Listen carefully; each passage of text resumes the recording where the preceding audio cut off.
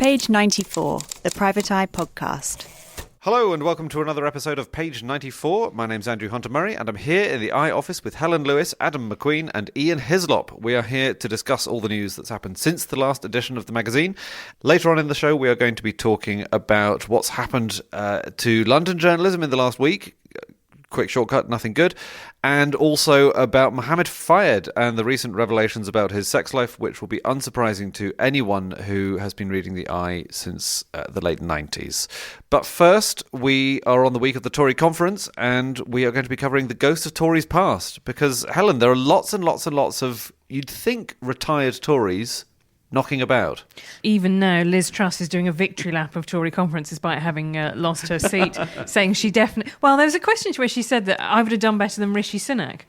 And that is actually partly arguable, right? I mean, actually, should she have done worse? Possible. Oh, yeah. I think she could. Yeah, he did keep his seat at the election, whereas she did not. Is that indicative at all? Actually, that would have been bad. She also says that she thinks the mini budget would have worked had she just been given a bit more time. That was the problem.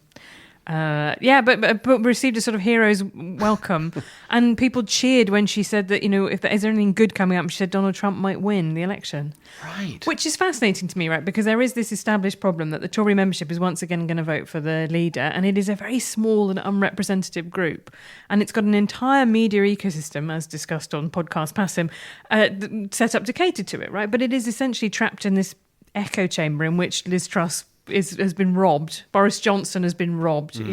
Rishi Sunak has been robbed. However, I thought the main attraction this week is the fact that Boris Johnson's memoirs have begun to be serialised. And I thought you'd like a quiz.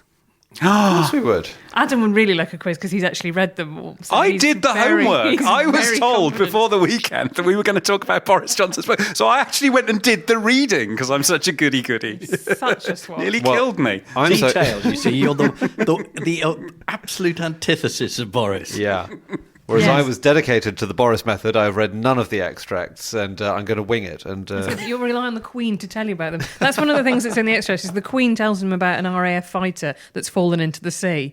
And he's like, well, she seemed to be more well-informed about it than I was. And you're like, she actually reads her red boxes. Well, that's the difference. Okay, Boris Johnson's grandmother's nickname was A, Gan Gan, B, Granny Butter, C, Granny Pack, or D, the Big G. It's Granny Butter. It is Granny Butter. It's Granny Butter. Oh. Yeah. I know that because it's awful and lame. She was French, so presumably she should have been Granny Burr, but for some reason wasn't. The Daily Mail feels it necessary to translate the French that Boris throws in during his conversations with Macron, and it just sounds like pure franglais. This one, Boris talking about jeter ses jouets dehors de la poussette, throw his toys out of the pram. they've been doing a little Boris glossary since he started the column, but normally the words are English, which they're glossing. But when he had the column in the Daily Telegraph, they could rely on Telegraph readers, having at least a copy of the OED to hand, if not a decent public school education that would mean they were familiar with basic Latin phrases. I sense this bit may have been a joke, but it's very hard to tell. What did he not offer Macron in return for a Brexit deal? A new channel, B, his daughter's hand in marriage, C, a nuclear pact, or D, a hydrogen-fuelled Concorde? It was his daughter's hand in marriage. I feel you've been secretly swatting up on these. The one I can't work out if it's a joke or not is the hydrogen fuel Concorde. Given that the original jet fuel powered one blew up, filling it with the same fuel as the Hindenburg seems like a hostage to fortune. But there we go. Okay. It's also the Boris solution to everything is a bridge, isn't it? We'll just build another bridge or a tunnel or something. Yeah, we need another one of those. Some massive bit of infrastructure that isn't going to happen. Absolutely. And can be named after him. I think that's the main attraction. Truly.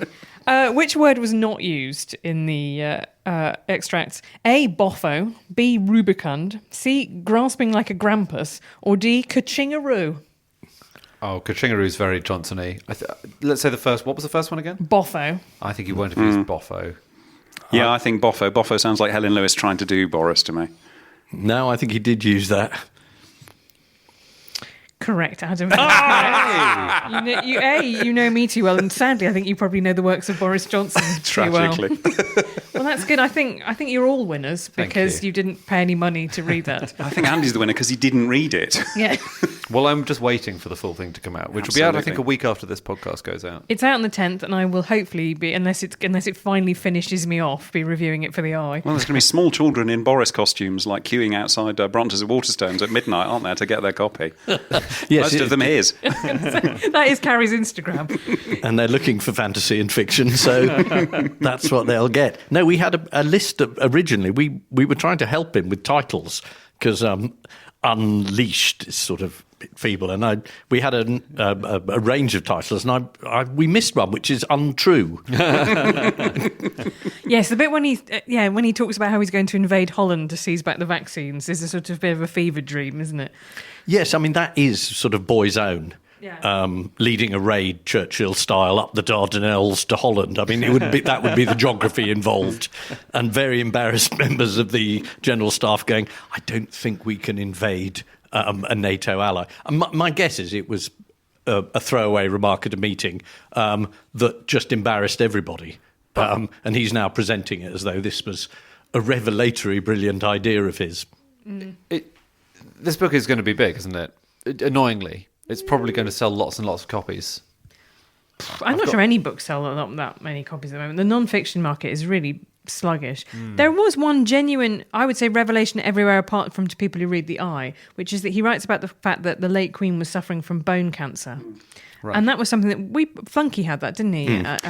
But everyone else Flunky did, and Giles Brandreth actually had scooped Boris on that one. He mentioned it in passing in a piece. But yeah, that was I think it was the first sort of kind of official confirmation from the former Prime Minister, wasn't it? Because everyone else said the death certificate said old age, and no one else sort of seemed to talk about it. But it does account for the fact that everybody knew for a long time she was on the way out. He says that he thinks that she held on in order to see him off, which bolsters my long-term conspiracy theory that meeting Liz Truss was the final blow that she thought. I'm absolutely convinced about that one. I've seen enough. Absolutely certain that the Queen said, "I am not letting that man do the dress at my funeral. I'm going to hang on as long as I possibly can." All right, so she got Liz Truss instead. Yes. No one wants to be your funeral to be some guy going, cripes, just book of Paul's. Jolly good old grumpy knickers, the Queen. Yes, poor old Theresa May comes out of it quite badly, doesn't she? She gets described as grumpy knickers, and he has a whole riff about her nostrils, which is very peculiar. Well, given that he spent a whole paragraph saying that the thing that the Queen really admired about him was how unbitter he was to have lost being Prime Minister. And then he just puts the boot into Theresa May and then into Rishi Sunak. He's extremely bitter. That's and very as ever with the jovial Boris mask, it slips pretty quick. Oh, there's two very rude bits about his sister. He refers to my sister, the bracket, like the ubiquitous Rachel. And it's just, and on the flotilla down the Thames, the Remain one, there was brackets, inevitably Rachel. And there's just a kind of like, just a little knife goes in every so often. But I thought the description of Rachel on the boat shouting over the fisherman's issue in the EU, he ends up concluding that Rachel's presence there may well have swung it against Remain. And I thought, the family arrogance never ends. Even in opposition, it has to be a Johnson who swings the vote. I thought the most interesting thing about the book is the way he's now trying to reposition himself as kind of the anti-Boris as PM. You know, he's now saying, lockdowns, I'm not sure they were a great idea. You know, how could I, the great libertarian, have been persuaded to do... There's various bits where he just says, I can't believe that I did that. I mean, knows how the rest of us feel now. But there is this sort of reposition. I mean, it's a bit like, you know, as you were saying, this constituency now that the Tory party are playing for, that he's decided that one didn't quite work out for him, so now he wants to redefine himself as the anti-him, which is quite weird. I mean, the idea that he says the only thing he regrets about the COVID inquiry and the process of examining his role is the fact that he apologised. And at the time, the whole machinery of government was saying, why does no one believe that the Prime Minister is sorry? Because he wasn't. And now, barely 4 years later, he's saying, no, I mean, when I said sorry, I was lying. I mean, he's literally saying he was lying all the way through the inquiry, all the way through the committee. So why on earth at the time was he so outraged that no one believed him? No, it's extraordinary. And downplaying it as, you know, it was a matter of some 15 parties or so. You know, I was assured that all the regulations were being followed. I mean, yeah, many of them barely parties at all. Well, right, but nonetheless, you were allowed 0 parties. What's exasperating about having to read this stuff again is, say, the COVID thing. We've been here. He has been proved to have lied all the way through. He was hounded out of office, quite rightly, for his behaviour at the time. But he won't die. Maybe undead is a better title for this, but he's a sort of blonde zombie who corpses around, and there's just no way of stopping him. But is that because people are willing to go along with it? And I do think the book is going to be big. I think I've spoken to a couple of booksellers who said the pre-orders, they're great. They're really healthy. There's going to be lots and lots and lots of copies shifted.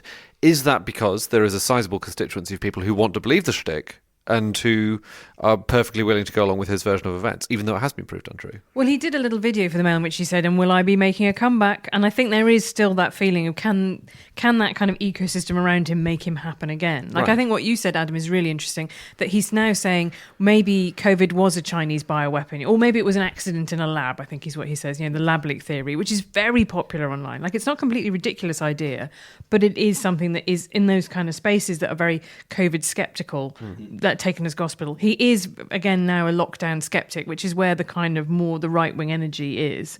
And I think that's, Trump is in exactly the same position in America, which he also oversaw a very good vaccine program, which he's now not spoken about at all during the presidential race because it's incredibly unpopular with the kind of people that he wants to appeal to.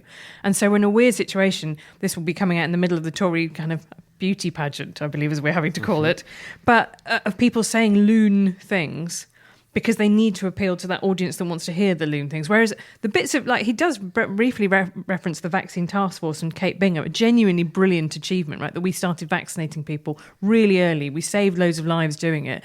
But you're right, he complains about not getting any credit for it, but it's because his whole shtick about politics isn't about running a government that works, right? It's about being cool and awesome and raiding Holland with my frogmen. Is all of this just a sign that the Tory party hasn't moved on, even now as they're in the process of choosing their next leader? Well, interesting, Badenoch said we have to move on from Johnson. Right. And whether that plays well or not, we shall see. The others haven't said that.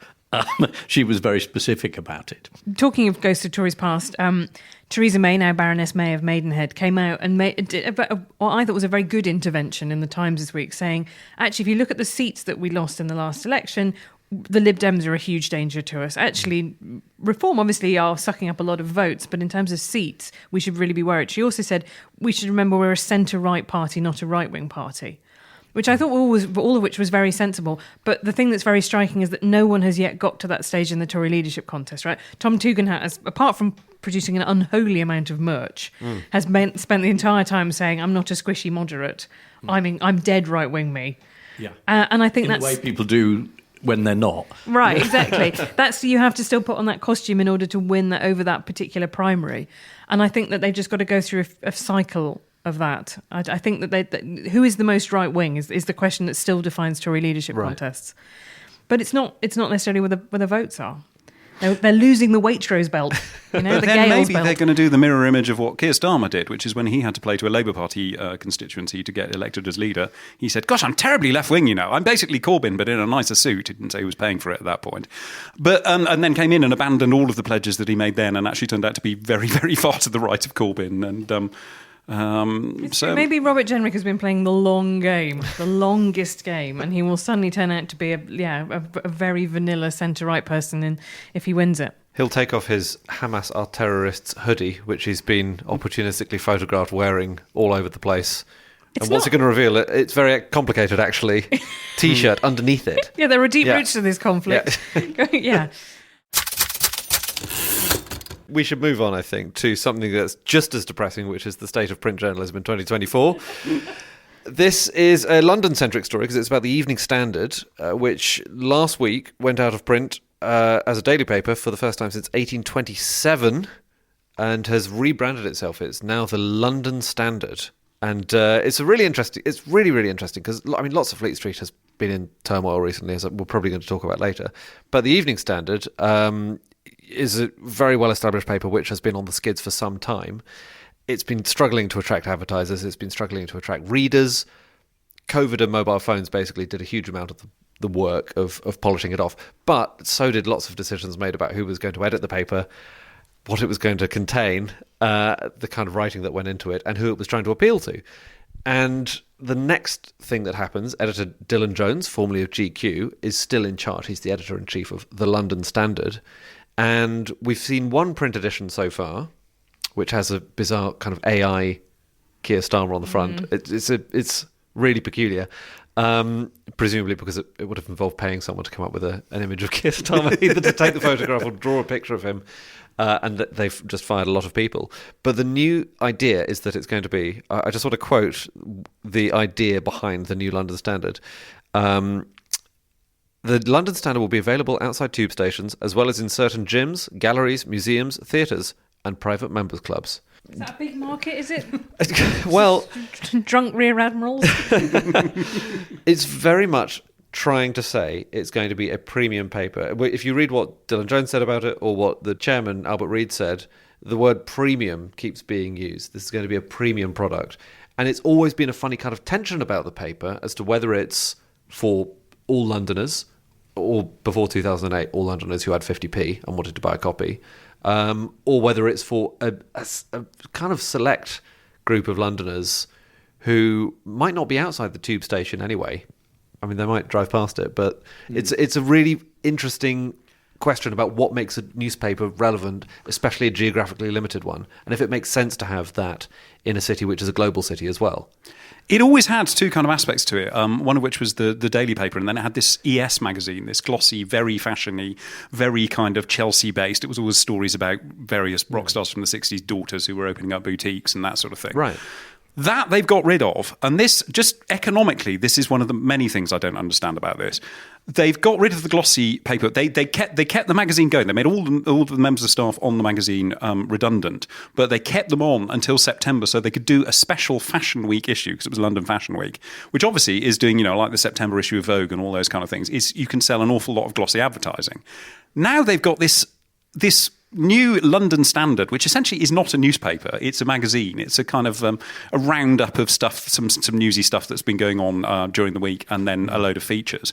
But it's printed on newsprint, so they can't even sell the high-end advertising. Your Gucci's and all of your Patek Philippe's and all of those kind of people are not going to want to buy tatty newspaper advertising. That's why we have almost no adverts in Private Eye from high-end fashion chains. That's absolutely it.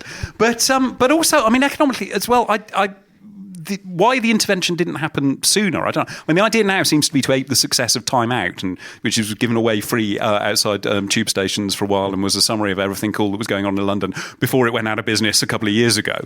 But then you look at Metro, which was using the same dump bins in various stations around the capital. That's still doing really, really well. That's still giving out hundreds of thousands of copies a day. So there is a market there. I mean, most people, when you go on a bus or you go on the tube, they are now looking at their phones. But there are still, there obviously is still a print market for free stuff out there that you can sell advertising off the back of. And Metro have made it work with news. That's the really striking thing about Metro, is if you look at all of the newspaper front pages of a morning, Metro will always have a different story and they'll have a different take on it. I mean, beginning of this week, Monday, most of the papers were going with sort of the psychodramas from the Tory conference and various political things off the back of the weekend.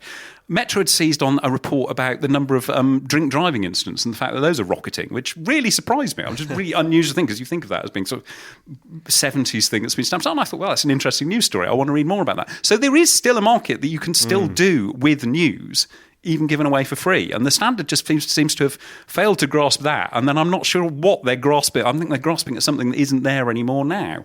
It's premium. They're going premium. But I'm interested in that because Private Eye runs this set of journalistic awards, which the Standard, despite its proprietor not being frightfully keen on the eye generally, they kept winning or being shortlisted because they ran really interesting stories about the way London works, whether it's that brilliant piece about bussing the workers in at 4:00 and that unseen London that you were doing there, or the recent one about the courts failing completely in London. I mean, they were very good at news, and the combination of that with the culture and the theatre reviews and whatever struck me as not illogical or ridiculous, but quite complimentary. So Tristan Kirk, who did those pieces on the single justice procedure and won the Paul Foot Award this year, is being kept on. He's not one of the many, many people who have been made redundant from the Standard. But the idea, from the look of it, he's not going to get a look in on this new print product at all. Is that these great stories he's still churning out on these extraordinary miscarriages of justice on the Standard website, but they're kind of buried there amongst all this. They don't seem to be taking advantage of that kind of news machine that they've got and the good people they have got. I do wonder whether that's the only way to make a paper like The Standard really successful is to combine a strong news operation with all the other all the cultural stuff, because London is a global city. It is, it's a really important city, but you can't do it. And also only the news stories recently, there have been so many about this or that party in West Hollywood, and you would pick up your copy at Stockwell and think, why am I reading about this in this paper? So I want to know about something that's happening in Woolwich, And so it's really tricky, I think, to make something work as a free sheet with a quote-unquote premium product. I think the thing that I feel like I've learned over the last, 20 years in journalism is that you have to have something that other people don't have in your product, and you have to ask them to pay for it. And that doesn't necessarily have to be news, right? It can be writers. It can be, if there's a columnist that you think is so good you can't get them anywhere else, people will pay for that. If there's a coverage of an issue that people care about that you can't get somewhere else, if there's a package of entertainment news they can't get anywhere else. But the IAI thing is really interesting, right? Because I think it's symptomatic of everything that is wrong with that approach to journalism that the Standards end up taking, which is that there's a thing called content, which is basically slurry, and you just pour out 100 mils of content, and that's what people just want, content. Yeah. And you can cut the cost of producing that, rather than the idea that you produce specific things that people value enough to pay you money for. The AI Brian Sewell was the low point of that, I felt. But it's worrying as well. I mean, the way that's done just for novelty value. That was a one-off, wasn't it?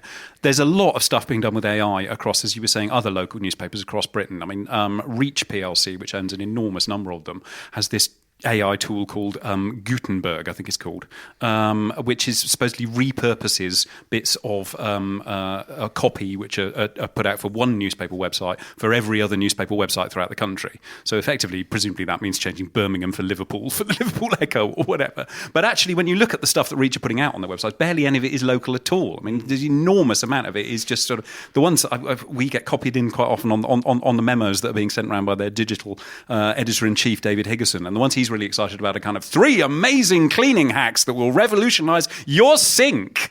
And you just think, really, is this what is going to bring people to their local newspaper, bring them back? And but this is back to what Helen was saying about having something specific to offer that people can't get elsewhere. So Private Eye has lots of investigative reporting that you won't get elsewhere. It also has lots of jokes you won't get elsewhere. It provides something that is quite specific and which not a lot of other people do. An objective view of itself. But the Daily Mail went big online by being very, very good at doing pap photos and very kind of intrusive celebrity stuff, and said that's what we're going to do, and we're going to do it really, really well. The Guardian has its own things that only The Guardian does online. They've taken their brand and done that. But wasn't, the point of the Standard that it was a London paper and you got things in it that... the rest of the country is always complaining that, everything's London-centric. Well, the Standard was London-centric. That was the point of it. But I find the idea there's no place for that really sad and difficult to quite square. Well, my cynical side says Evgeny Lebedev now has his peerage. He's now under a Labour government instead of a friendly Tory government. Maybe there's no real advantage to him in losing money on a newspaper anymore. I mean, is it just as crude as that? Am I being unfair to Evgeny, friend of this podcast, Evgeny Lebedev, maybe? Well, it's not just him either, is it? There's the mysterious Saudi investor who is rumoured to be the one that pulled the plug on it and finally said, look, this is unfeasible. You can't keep producing this print newspaper. So, I mean, there are... What is the point of having Saudi investors who are worried about money? I thought the entire point of foreign investors was that they didn't care. They just keep churning the money in. Yeah. It's not all miserable, though, because there is an interesting model that's happening on Substack at newsletter levels. So Manchester Mill is now expanded around and is trying to recreate essentially a very lo-fi, low-cost version. Jim Waterson took voluntary redundancy from The Guardian. He's now launched a Substack called London Centric. He's trying to essentially replicate the Evening Standard like as a sort of one-man operation. And, I think it'd be really interesting because they are essentially cutting it down to the bone in terms of staffing. They don't have those print distribution costs to pay, which are genuinely... I mean, we haven't mentioned the fact that since our last podcast went out, the Observer is potentially up for sale for Tortoise. But by buying that, they would be taking on a huge cost of print and distribution. Getting a newspaper to the Orkney is an enormous logistical and financial challenge to take on in this day and age. And so maybe the future of local coverage is people opting into it and paying for it and it coming to their inbox. Yes, it's kind of hyper-local and you need to be quite engaged to pay for it, which is a shame, as in it's a shame that it's not as immediately available. And the real unspoken thing that's hanging over all of this is how long it's going to be feasible for people to keep producing daily print newspapers. And I think it's really interesting. I mean, we've got yet another front runner in the race to take over the Telegraph. That endless battle that seems to have been going on for most of our lives now. But it's a man by the name of David Effoon. There's a challenge to sub-editors, not David, but David, who is the owner of the New York Sun. Now, the New York Sun does not have a print outlet. It is an online-only thing. So, this is, I'm afraid, the way the industry is going. Not necessarily fortnightly magazines, which are still selling enormous numbers in print because they don't have a website. Leaving the room at this point. I don't want to hear about the decline of print. But even if you were a Saudi investor with bottomless pockets to come in and say, we've got this amazing product, but we're going to print it out in the early hours of the morning and then put it in vans and send it around the country, you might think, in 2024, is there an easier and better and cheaper way of doing this? Well, no one's found it. There's also the fact that if you put stuff out in petrol forecourts and in WH Smiths and everything, it's big advertising for the fact that those papers exist. Sometimes I sort of forget about things that don't, with social media now having turned into weird little silos, and Facebook and Meta, its owners, saying that we don't really want to do news anymore. Twitter is now a sort of mad hellscape of conspiracy theories. What are the channels by which your publication advertises itself to people who already don't read you? That's shrunk and shrunk and shrunk. And I think there must be also a worry that without that projection of the newsstand, the fact that I might not buy all the papers, but I see them when I go to the garage. There's that, and the fact that broadcast media amplifies it as well. I mean, the fact that the BBC do still put up the front pages every morning, and the Independent for a while tried to pretend that they were still a newspaper when they went online only and produced this front page for something that wasn't a newspaper anymore. You don't see much of that anymore. I don't think it makes the BBC paper review or the Sky paper review. But it's not just having those front pages there. That then does set the agenda for your LBC shout-alongs in the morning from Nick Ferrari to James O'Brien and most of sort of Five Lives output and things. So newspapers do still have this enormous sway and say. Yeah. It's just a way of making the product work. Yes. And if I just say from Helen's earlier point of view, it isn't helped by the fact that the Royal Mail used to be one of those organisations that essentially it would deliver the mail and it would deliver newspapers and magazines and parcels. And in its current incarnation and in the current sale, one really doesn't know what it's going to do. So that becomes a problem. They'll go online. It'll be fine. Okay, so now it's time to turn to Mohamed Fayed. Bête noire of the eye for decades. Died last year. Recently, a documentary, Al Fayed, Predator at Harrods, was broadcast for the first time, which detailed the claims of many women who said they had been either raped or sexually assaulted by Fayed. That number of women has risen drastically since the documentary was broadcast. I believe it's now in the hundreds of women whose claims police are investigating. This wasn't unknown to lots of people in the press, and particularly to those who read the Eye, because as the last edition of the mag showed, there was a piece, was it 98 or 9? 1998. 98, which detailed claims of not assault, but of him being, I think the phrase was a revolting old lecher, prowling the shop floor, looking for young women who worked at Harrods. And then sending them to the doctor to check that they were clean. Yeah, propositioning them, banging them handfuls of notes, this kind of thing. So this was kind of known about, but it took his death for it to become public. Well, actually, it didn't even take his death, because I remember us sitting in this room a year ago, and listeners, when they finish this episode, will be able to go back and listen to it. It was the edition we recorded the week that he died, when we were slightly gobsmacked by the obsequies that were being paid to him all over the shop, and people praising him to high heaven, people like Piers Morgan, certainly, and lots of other newspapers. And we were saying in that, we were explicit, we said, but he was a serial sexual assaulter, and a bully, and, I was amazed when I went back and looked at that piece, the 1998 piece last week, because it did seem quite comprehensively to cover a lot of the supposed revelations that were in the BBC piece. This is not to disparage what the BBC have done. They've done a fantastic job on getting the women on record and working with them and finding out more and more gruesome details of it. And it is brilliant that this stuff is finally coming out to the extent that it is coming out now. But it was there. It was not even just sort of being hinted at. I mean, we wrote about it in Private Eye. Tom Bauer wrote about it in his biography of Fayed, which came out that same year, 1998. And an awful lot of it was in that Vanity Fair article that Henry Porter wrote, which I think was 1995. Yeah. And certainly was in the dossier of stuff which Henry has written about since, compiling in order to fight off the enormous libel suit which Mohamed Fayed launched against him at the time. Okay, well, that's what I wanted to ask about, because Vanity Fair agreed after he sued them to put all of their evidence in locked storage.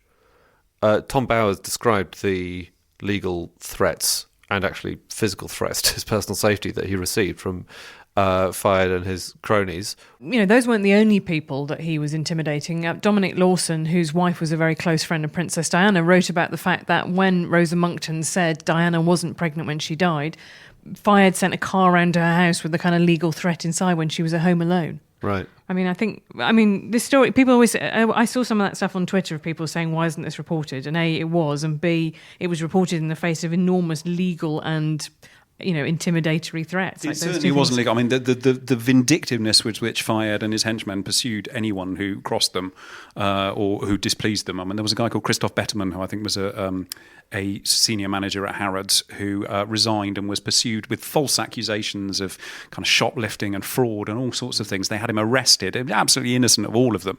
I mean, they were not beyond, the bugging, again, was the thing that we wrote about extensively in Private Eye throughout the 1990s. He actually bugged all of his staff and recorded their calls in order to be able to use them to blackmail them or take vengeance on them later. And the sheer thuggery, there was a guy called John McNamara, who was his head of security, who was an ex-Met policeman, and there were an awful lot. There was a lot of tied up. I mean, the fact that he could get people arrested was all to do with the connections that senior security staff at Harrods had with it still within the Met Police. And it's a matter of record that John McNamara was, the threats that were revealed in that BBC thing to one of the women who attempted to speak to Vanity Fair and literally said to her, "We know where your family lives," which, of course, if they're your employer, they do. They've got your next of kin on record. They do know all about you. So these were very real threats that were made to people. And that is the reason, I think, that it took his death, McNamara's death and Fayed's death, before the people involved would come out. I mean, the threats to the journalist. I mean, Tom Bauer had seen off Maxwell on one biography, so, he wasn't going to cave on this one. Vanity Fair had a great deal of money. They ended up settling in the end, which was something of a surprise given the evidence they had. We used to get letters saying, Private Eye just racist, Private Eye just snobbish. And that's the only reason this person who's trying to join the British establishment and you can't bear it. Just the same as with Maxwell. I mean, the fact that these characters were trying to take over British institutions, claiming to admire them, and then subvert them and make them pointless. I mean, Fayed wanted to buy Harrods and he wanted to buy Punch. He wanted to buy Punch because he'd read it abroad and thought this is what being British means. I mean, the Crown's portrayal, which again, most people, as far as I can see, seem to think the Crown is a documentary. Its portrayal of Fayed is an absolute disgrace. Well, it does come up in the BBC documentary. I was really surprised by that. But the number of women who said that they decided to speak out because the Crown's portrayal was essentially this poor Egyptian who'd got a black servant, he was it was an outsider coming in and the sniffy British royals didn't like him, had driven them made them, had re-traumatised them, that was going to be the historical verdict on him, that they decided finally to speak out. And I thought that was quite extraordinary because I think, we covered this, the fact that, as you say, he wanted to buy these British institutions. He succeeded in some cases. He had racehorses that allowed him to stand next to the Queen. He sponsored the Windsor Horse Show, and that got him into the box with the Queen every year. I mean, you don't get much more on the inside of the establishment than that. Well, Dominic Lawson said, the British establishment didn't shun him. It didn't shun him nearly enough. Yeah. Harrods had a royal warrant. When it comes to stories like this and how difficult they are to get into print, I mean, I know things did get into print. Have things changed substantially, in your opinion, between then and now? I mean, Me Too cases, which is why, hats off, as Adam said, are incredibly difficult to get into print, to get over the line. And when I say Me Too cases, I mean, this is rape. But all of those are difficult because you need someone to be brave enough to sign a piece of paper saying, yes, it happened to me, and if it comes to court, I will testify. That is very, very difficult to do. I mean, it was one of the first stories I ever did at Private Eye, was someone who worked in the BBC who was harassing all his female staff. And, this was 86, 7, and they were brave enough then. And, I mean, if you think comparatively, it hasn't got that much easier to come forward, particularly when there's a sort of huge threatening apparatus coming at you. So I would say, even now, hats off to really all of them who came forward and said, yes, this is what happened. It was noticeable as well in the documentary that some more of the women who wanted to speak in camera were ones who had managed to get away, that they got the terrible story, but they had actually managed to kind of run out of the apartment. And I think that probably makes it slightly easier to speak out if you're not having to speak about the actual trauma and relive that trauma. But the other thing is, if you go back and look at the contemporary coverage of it, I worry that there, and I think it's probably true, there was a feeling that they were getting something, so that these were young women who were employed in the perfume department, and yes, you had to get yourself fondled by some creepy old dude, but you got a handbag out of it, and that there was an implicit trade-off that all of these women had taken, right? That he was a skeezy old lech, but he was essentially paying them off in bundles of cash. And that was a convenient story for people to believe, because it absolved them of responsibility about the fact that when you hear the women's stories, they didn't know that this was the bargain. Lots of them turned down the money. They were often invited, they were often like 19 or 20 in their first job as like a perfume assistant, and then got summoned to the private office. But I think it suited people at the time to think, well, this is what all dirty old men do, don't they? And everyone's getting something out of it. And it's the requirement of witnesses to be perfect.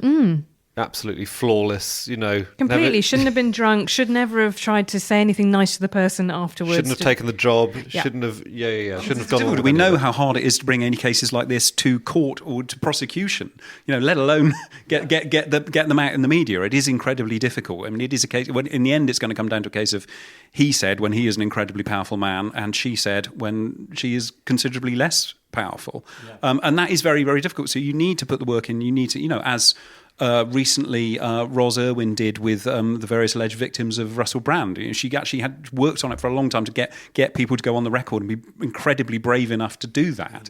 Right, even now, he's still, as we speak, on stage with Jordan Peterson leading people in the Lord's Prayer. Like it has effectively had, he's moved to the fringosphere, but like he was heading that way anyway, but he can still work. And there's a feminist theory idea, which is that the trouble with these cases is that believing the perpetrator demands nothing of you. Saying that Russell Brand is innocent means you get to still be friends with Russell Brand, you still get to use his celebrity, get to go on his shows, get to all of that stuff. Whereas believing the victims requires you to shun somebody. This comes back to the Mohamed Fayed point. It's very inconvenient for everybody involved. Yeah. And that was where, sort of post the death of Princess Diana, that sold newspapers, to put it bluntly, and that was a calculation that was made in various newspaper offices, which was that Mohamed Al Fayed, as he styled himself at that point, was a very good person to have on side. I rember cringing, obsequious interviews done by Piers Morgan when he was the editor of The Mirror, which he openly admitted Piers Morgan were done because he believed in sucking up to millionaires, and particularly ones who might have an interest in buying into the media. And he also had an incredible PR operation on his side. One of the other things that we printed before anyone else was a transcript of a conversation that Chris Atkins, the documentary maker, had with Max Clifford, fellow sex offender, but also one of the many people who represented Fayed along the way. And he was absolutely blatant about it, thinking he was speaking off the record. He was talking about if he's groping 17-year-olds, they're quite willing because they're being paid a lot of money. There are an awful lot of young ladies who are extremely happy to pamper up to rich, randy old sods. This was that's absolutely what people told themselves, the view right? of it. Yeah, people told themselves, well, they're getting something out of it. And then you hear the actual stories of women who were terrified, often thinking that, well, am I going to make it out of here alive? He's that powerful. And it just does not match up to what the Max Clifford... Well, as we know, Max Clifford had his own reasons for promoting that idea. God. But Clifford's payoff was that Fayed gave lots of money to charity. It's the old Jimmy Savile one again. It's that if you pay off your guilty conscience by giving lots of money to kind of children's hospices and things, and then you can get away with whatever you want. But Clifford, of course, was not the only PR man involved. Endless letters we used to get from Michael Cole, who was Fayed's kind of representative on Earth. He was his PR man for years and years and years, then kept on as a consultant and a director of Harrods. So, extremely well paid for all this. Gone very, very silent now. He would, if we mentioned Michael Cole at any point, he would write in a rude letter complaining about that we were writing nonsense about his esteemed client, and it was because we were racist and terrible and representatives of the establishment. Very, very quiet now. Doesn't want to say anything. Not a word. I would only say in terms of the tone, because we did laugh at Fayed repeatedly and for decades. And we did that partly because it worked. The one thing he hated, as so often in these cases, is being made to look a fool. What he wanted to do was have people accept his version of himself. What we wanted to do was say he was a ludicrous figure, not a commanding, brilliant, genius figure, not a benign figure, just a deeply creepy, ridiculous individual. And he hated that. And then he bought Punch and devoted it to attacking Private Eye. It was extraordinary. They were supposedly our rival, but all they did was write about us, wasn't it? They didn't try to compete in any way whatsoever. He put a picture of me on the cover, and I remember thinking, it's not going to sell any papers. All right, that is it for this edition of Page 94. Thank you very much for listening. Thank you to Ian, Helen and Adam. If you would like to find out more about the stories we've been discussing today, and a whole lot more besides, you can get a subscription by going to private-eye.co.uk. It's out every fortnight, it's reasonably priced, and it's terrific. So that's it. We'll be back again in a fortnight with another one of these. Until then, thank you to you for listening, and as always, to Matt Hill of Rethink Audio for producing. Bye for now.